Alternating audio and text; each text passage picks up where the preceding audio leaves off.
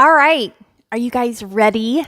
We are going to do course number 1 of the 6-week marriage makeover, and it is called The Real Reason You're Unhappy in Your Relationship. Now, I totally realize that that is not how many of you would describe your relationship, which is totally fine. But there are others of you out there who that is what you would say, that you are unhappy in your relationship.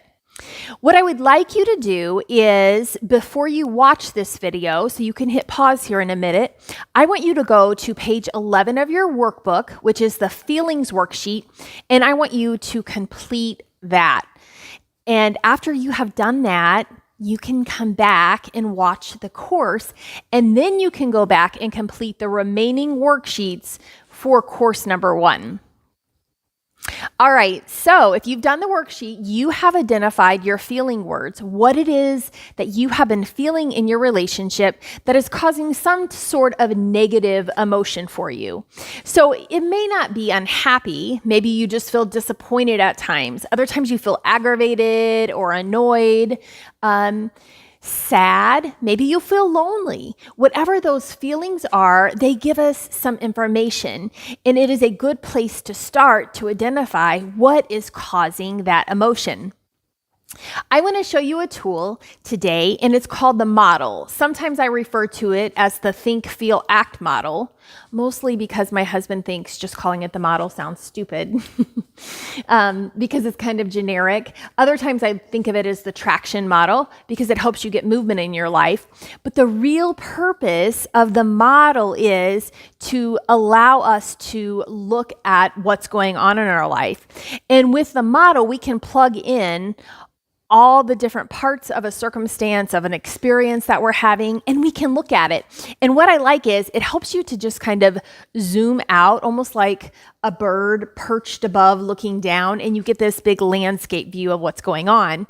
Because what happens when you are normally experiencing something in life, you're so into the experience, you're within it, that it's hard to objectively look at what's going on. And so the first step to being more intentional with your life, being more mindful, is increased awareness of what is going on. What is the cause of certain things you're experiencing? Why are you getting the results that you're getting? And when we have that information, you can decide if you just want to leave it as is and at least you're more aware, or if you want to create some change. And I can show you how to do that too. So to understand the real reason that we're not feeling what we want to be feeling in our relationship, we need to plug in the information of what's going on. So I'm going to give you a little run through of the model. There are these 5 parts. We have circumstances. And so circumstances are completely neutral. If it was in a court of law, everyone would agree upon the circumstances. They're factual. They're pieces of information that could stand up in court. Thoughts, on the other hand, are completely optional. They are subjective. They're going to vary from person to person. And as I said, they're totally optional. They're just our assessments, our judgments of a situation. I like to imagine your brain, that your brain has a filter. It takes in the outward world and it filters that information to give it meaning, to decide what to do with the information. And that is all part of our thoughts.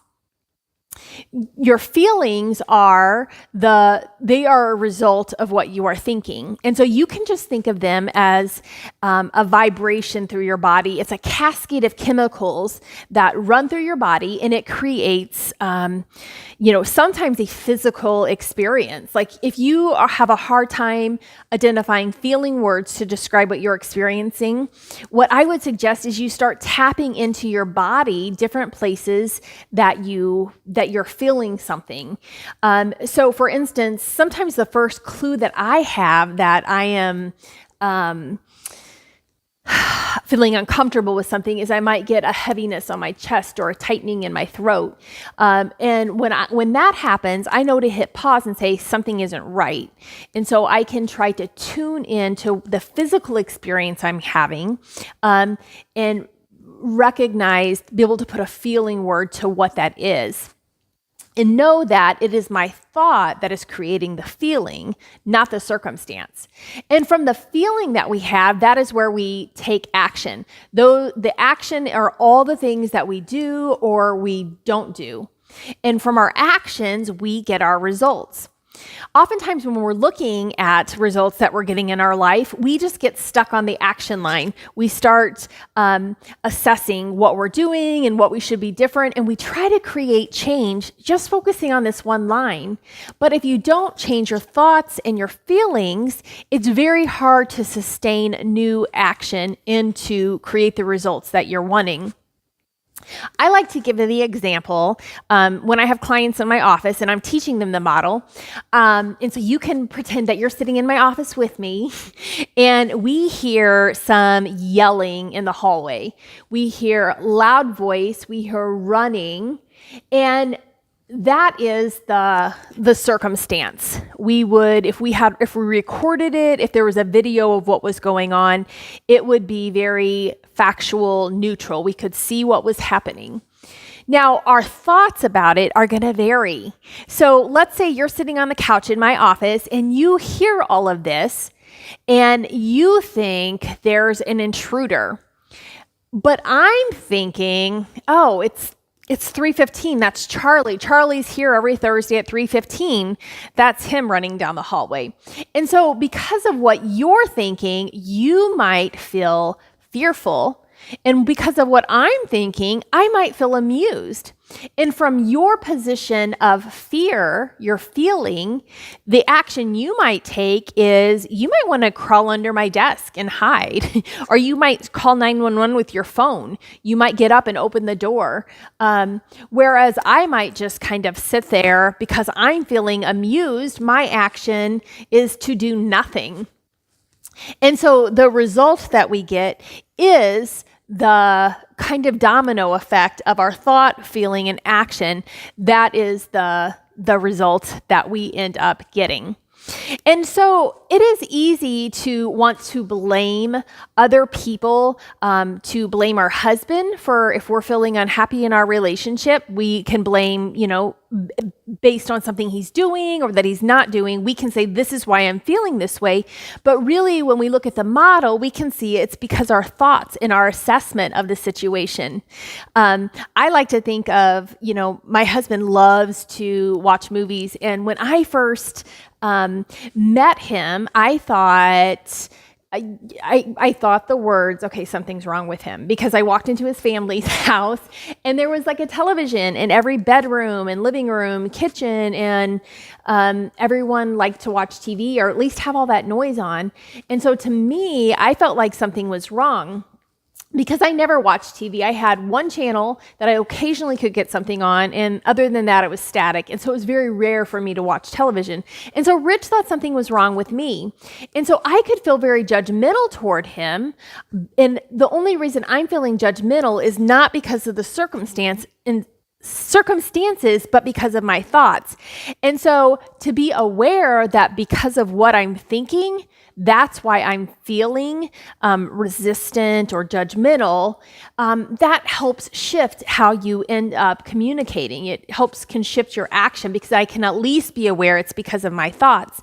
And when I thought, well, Rich could be in a relationship with Sally, and Sally loves to watch sports on Sundays. She loves to watch old movies. She enjoys it as much as he did, then a problem would not exist in the relationship. The conflict begins because he's having a set of thoughts and I'm having a set of thoughts, and we're having different feelings. And being able to acknowledge that my feelings are based on my thoughts and not the circumstances, it really changes everything. So what the model shows us is that the results that we're getting are always going to prove the thought that we're having. And you will see that as we practice doing models within this course, that your results are always going to be reflected, or your thoughts are going to always be reflected in the results. We can think of the model, it shows us that the real reason we're unhappy in our relationships or experiencing whatever that feeling is that we're having is because of our thoughts. And I think that this is really good news.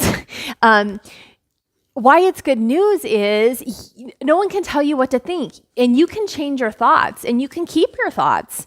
And to me, it feels very empowering to know that it's not circumstances that create my pain. We can biblically look at different circumstances. When Paul was in prison, he considered it all joy and he rejoiced when he was in chains, which normally that might be something we're upset about if we were locked up in prison. But because of his thoughts, he considered it joy. Because of what he thought, what he inserted in between the circumstance and his emotion, his thought created more positive emotions.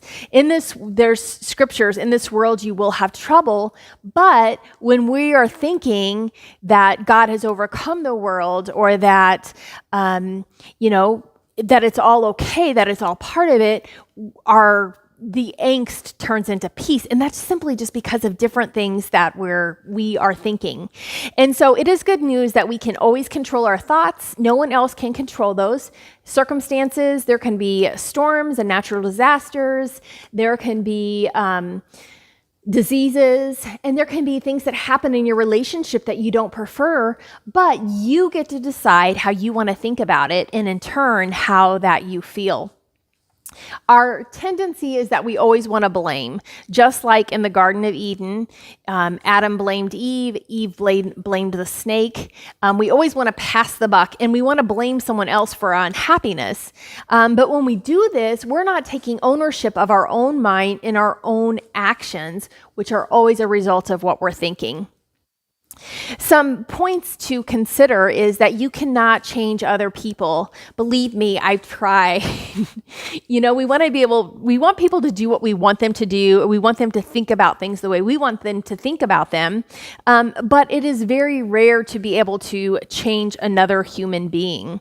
They might comply for a while, but the bones of who they are go unchanged. And so things fall back to the way that they were.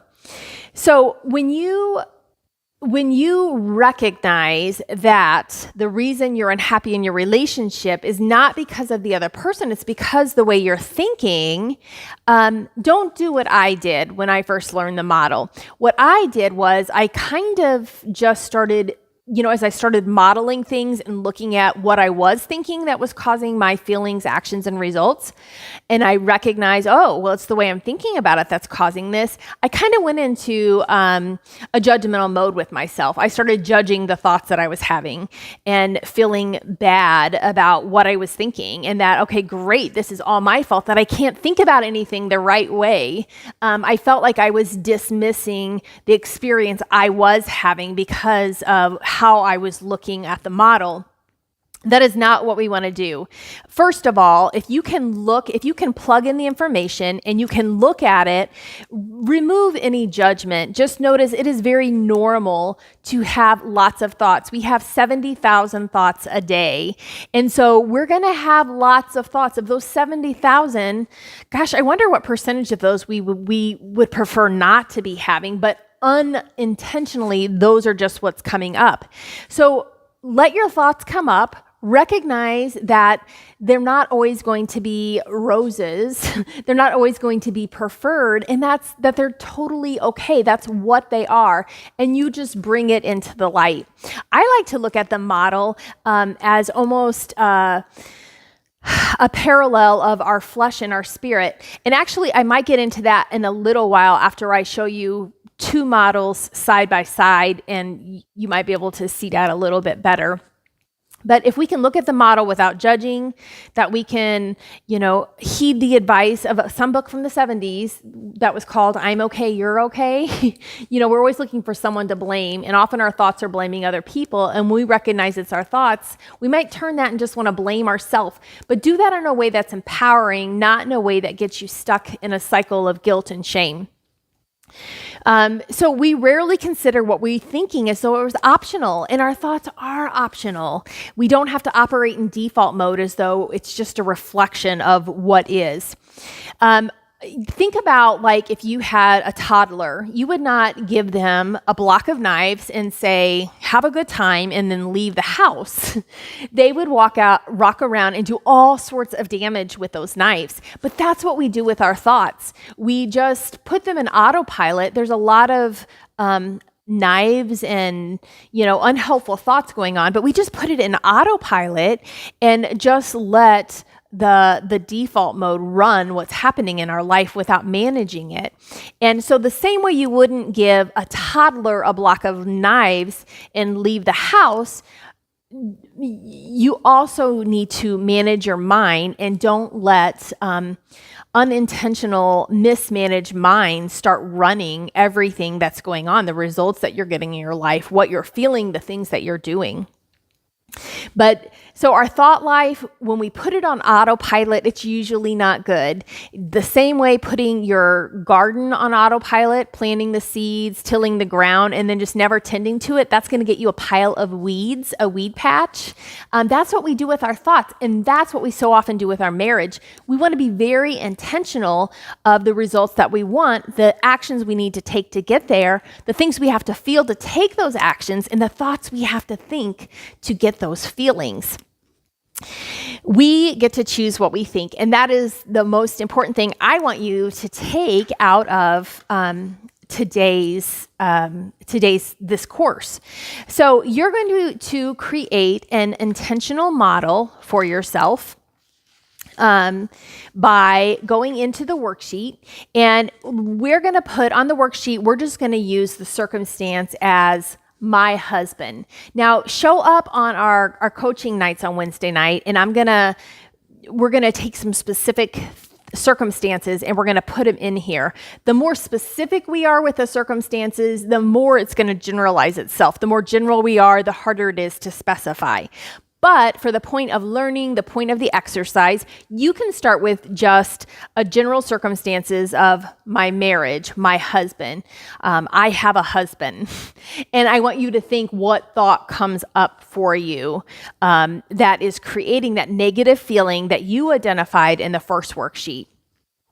And so if the feeling is disappointment, you are going to write that on your model. Disappointment. And so your circumstances is my marriage.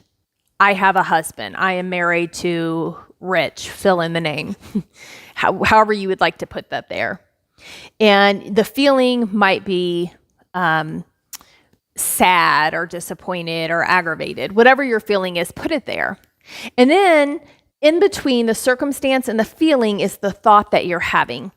Ask yourself, what is it that I am thinking that's making me feel this feeling?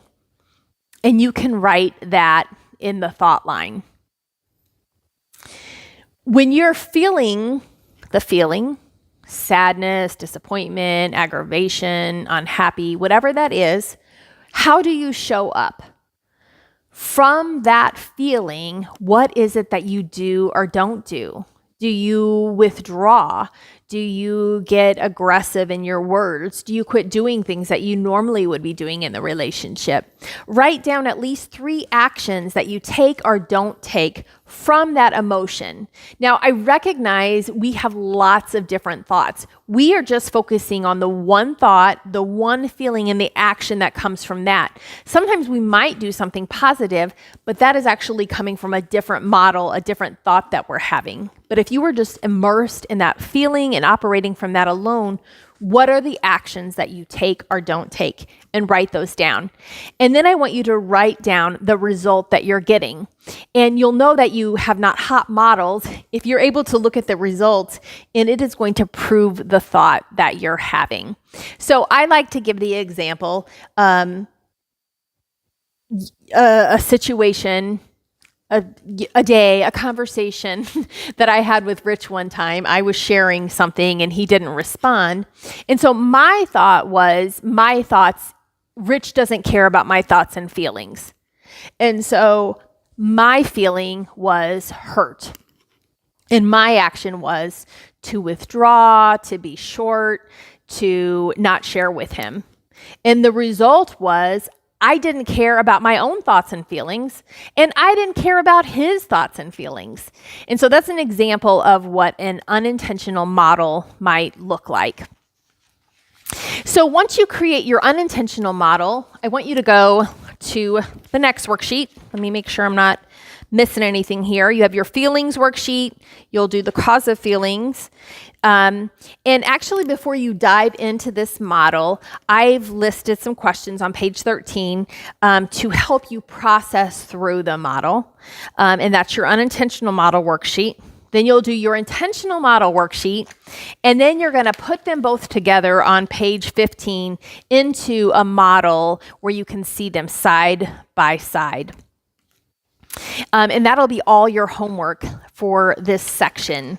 Let me make sure if there is anything else. Oh, yeah. So I told you I was going to talk to you about the flesh and the spirit. So when you get your models side by side, you can see how they line up. If here's your unintentional model with your thoughts, feelings, actions, and results. Here's your intentional model with the same.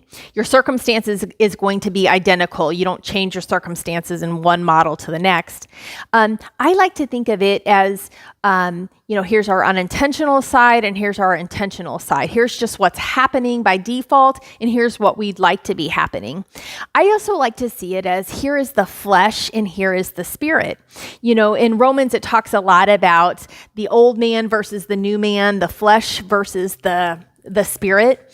And it talks about, why do I do what I don't want to do? What a wretched man am I? Just his frustration, his discouragement of this is what I want to do, but I don't do it. And I don't want to do these things, but then I end up doing it. And he talks about that is the flesh. So although when we have an encounter with Christ and we receive him into our life, he offers us, and no other religion, the difference between Christianity and any other religion is what has been done for us. Christianity is based on grace and what Christ has done for us. And so we receive a clean slate. And all we have to do is we just bring what's going on in our heart or the things that we're experiencing, we just bring it in the light. We bring it out of hiding. We bring it from the dark places into the light and we lay it forth. We even ask God to search our heart and expose anything within us that we might be experiencing. And I think the model works really great, with this and exposing what am I thinking, what am I feeling. But when we take all of that out of hiding, when we even say, God, search my heart, show me what all is there, the ways I might be deceiving myself, because we do that all the time. And we bring it into the light, we don't have to hide in shame like Adam and Eve did. They ran and they hid as soon as they recognized the wrong that they did. The human nature was first to blame and then to hide. But when we quit blaming and when we quit hiding, that's when we can experience life-altering change. And so I like to think of the models side by side of here is the flesh, here is the old man, here's what we don't want to do, but by default, this is what's happening. And then here is the spirit. So while God redeems us and when we become a Christian, he says we become a new man, that the old is gone. He breathes a new spirit within us. We are completely forgiven, which is awesome. Until heaven, we don't see the fullness of that redemption. It's like there's these two bookends of perfection. There's Eden, which was perfect, and then there's heaven where there's no tears or sorrow or sadness. And so between these two bookends of perfection is the fallen world where there is death and there's dying and there's brokenness in your relationship. It's not going to be perfect. That is normal. That's okay. That is part of living in this fallen world. And we get all uptight when we're feeling like somehow things are supposed to be perfect. When we let that go, we can deal with what is in a much gentler, more gracious manner. More grace toward other people and more grace toward ourselves. And so in this scripture where he says, why do I do not what I don't want to do? He says, it's not I who does it. It is sin living in me. It's our flesh that does that. And so who we are is is the more intentional side. This is the spirit. This is who we are. But sometimes we see the flesh at work, but it's not who we are. And I love that. I love to remind myself that the ways I disappoint myself, the ways I miss the mark, the ways I don't always show up, that is not my identity. My identity is so much more than that. And we'll get into that, I believe, in course number 3 a little bit more.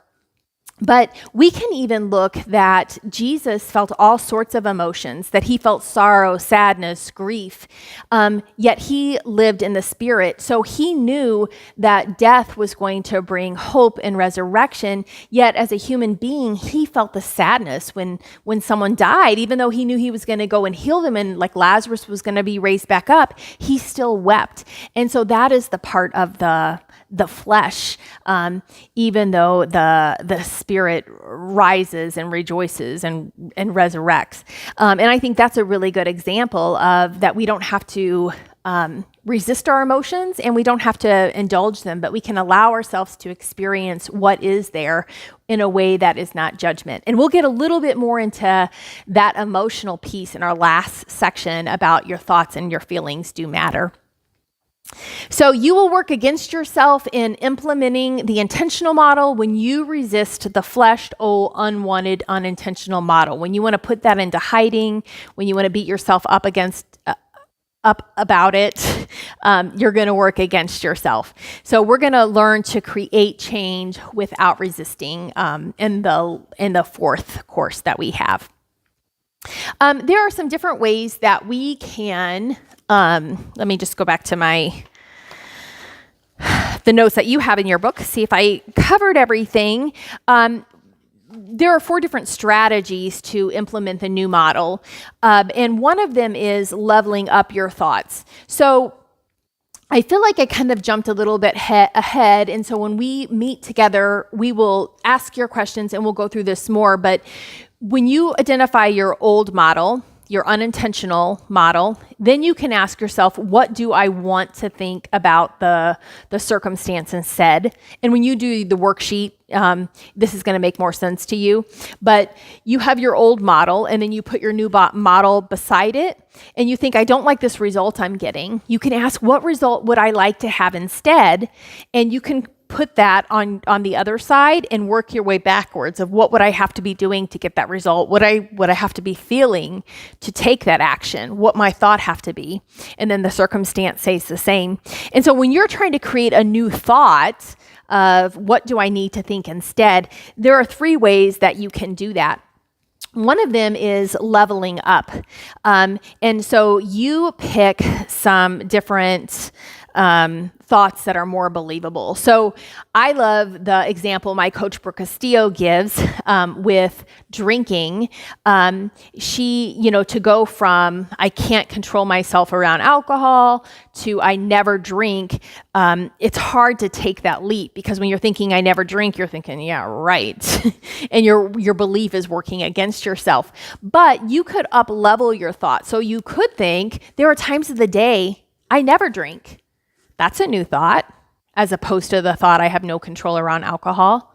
I never, there are sometimes I don't even want to drink. And so you keep up leveling the thoughts to, I can imagine a day when I don't want to drink anymore. And you up level them till you get to the point of, I don't have to drink. And we can do that the same way in your relationship. So if you want a new thought to believe my husband is 100% lovable, and that's really hard for you, you could up level your thoughts to, I have a husband. I remember a time when my husband and I were very much in love, when I felt positive feelings toward him. And you keep leveling that up till you get to that thought that is more the thought that you're wanting to have. You can also use add-ons to change your thoughts. So if you're thinking, my husband forgot my birthday, you could add on, and that's okay. Doesn't that feel different? My husband forgot my birthday. That might make you feel disappointed. But if you think my husband forgot my birthday, and that's okay, Maybe you feel more accepting. So that's one of my favorite add-ons is that's okay. You can also do thought flipping, which I'm not going to get into that one too much. It's going to the opposite belief because we're going to you actually have a worksheet in that after one of our other courses. And then the fourth strategy for creating new thoughts is just saying, what would I like to think? So if you have this thought, my husband doesn't care about my thoughts and feelings. What would I like to think about that? My husband does care about my thoughts and feelings. Might be one, or my husband is doing the best that he can, or there are some things my husband's really great at. And that's okay. Well, that's adding the that's okay one. But you could say, what do I want to think instead? And that can be your new thought. Believing first. Sometimes we have to suspend knowing how we're going to get there. We get so caught up on the actions, the how, that it keeps us stalled. And sometimes we have to start believing something and practicing the belief before we even have evidence of it. You don't have to be there already to start believing it. You can choose to start believing new thoughts. You have to start practicing those new thoughts before you're going to see the results. There's different scriptural examples of this. Faith and perseverance are credited as righteousness. Believing keeps us connected to faithful action. We do not see the results and we believe. Faith precedes evidence. And so all of that comes from a place of not having evidence, but believing first and then gaining the evidence. Whatever we're thinking, we're going to find evidence of it. And so that's really important when we're trying to create new beliefs. Who will you become as you move towards something you thought was impossible? So when you move from thinking this to thinking this, you have to go through a process of metamorphosis, a process of change. You evolve. And what happens in that process is often so much more valuable than the actual result that you achieve. We'll always be better for it. And so there's really nothing to lose in terms of moving to something more positive, a more positive result. When we miss the mark, when it feels like we fail, what are we making that mean? That's where the pain comes in. But failure is just not missing the anticipated mark. Why does it have to be a bad thing? It could be that we could just make it mean we have found several ways that don't work. And so that's really important as we pursue goals. Sometimes we like to avoid disappointment, and so we kind of just stay in our comfort zone. But if we look at it all different, we can put ourselves in a place of growth and believing new things that can feel really good to us no matter what. I like to think, too, that there are two different perspectives of reality. So in every disagreement, you and your husband each have your own model going on. So there might be a circumstance, and because of your thoughts and your feelings, you respond in a certain way. Well, your action might become a circumstance for him, and he has different thoughts and feelings about it. And so when we're communicating and when we're looking at situations, it helps to be aware of what the other person's model might be, because chances are it's not going to be the same as ours. I like the example of Sophie and I were driving down Highway 179, and here I am in the driver's seat, and on this side, in the far distance, you could see the water tower. But I know on 179, without ever making a turn, that when we passed the water tower, it was going to be here, right out my window. I would be able to turn to the left and look at it. And so neither one of us was wrong. When she's like, the water tower's over there, I'm thinking, no, the water tower's here. But then she showed it to me, and I saw it, and I'm like, we were both right, but it was just perspective that the roads would turn, and so the water tower, when we passed it, would be on my left, but right now it looked like it was on our right. And so sometimes we are looking at things from a different direction. If we had an animal we had never seen before, something big and giant, and the front was facing you and the back was facing me, our views would be very different, but we would both be right. I would just be describing it from the back end, and you would be describing it from the front. And it's the same way with your relationship. Another good example of that circumstances are neutral is temperature. If it was 70 degrees in here, some of you would be cold and some of you would be hot. And the circumstance is neutral, but it's what we are experiencing that creates our feeling. So seeing our models and recognizing how we process the reality of a relationship is just the beginning. We can ask ourselves how our husband might be processing things. What might his model be in the situation? There's what we intended and what the other person heard. So things sometimes get lost in the middle, but that's all just part of living in this fallen world. It doesn't mean that anything is wrong. So that is the end of my course for today. I hope that you got a lot of information out of it. I hope that it wasn't throwing too much at you at one time. Finish your homework and show up for our live coaching or live questions where we will get into this and we'll actually do some modeling while we sit here so that you can really understand it. You also have daily homework in the back of your book. If you want to start doing that each day, you're going to do a thought download. You're just going to write something that you're thinking. You can ask, what am I thinking right now? And just write it down. You can think of a circumstance that was bothersome to you and just say, okay, I'm going to write 10 bullet points and just write those things down. You could say, what am I feeling right now? What am I thinking right now? However you want to start it, there's not a perfect right way to do it. The point is you're trying to clear out your head, download some thoughts that you're having. For the purpose of this workshop, I would say let's just focus on your marriage each day. So you could say, what are my thoughts about my relationship? Or what was a recent circumstance that we had, and write about it. Then I want you to pick one thought from that thought download that seems interesting, and I want you to write it in the model that's on your worksheet. I can't remember. I think maybe on page 41 is maybe where the models start, but it looks like this, where you do your daily thought work. Then you're going to fill in the model, pick one thought from there, separate the circumstance from the thought. What did it make me feel? Or you can pick a feeling that started out for you, plug that in and work your way backwards. What did I do and what results did I get? And then you can ask, what results would I like instead? Fill that in and work your way backwards. So as you try to do this, you're probably going to have some questions, but do it anyways. Just try to do it. And when we meet over Zoom, you can ask your questions and you're just going to get better at it. So have a great week, and I will talk to you on our live call.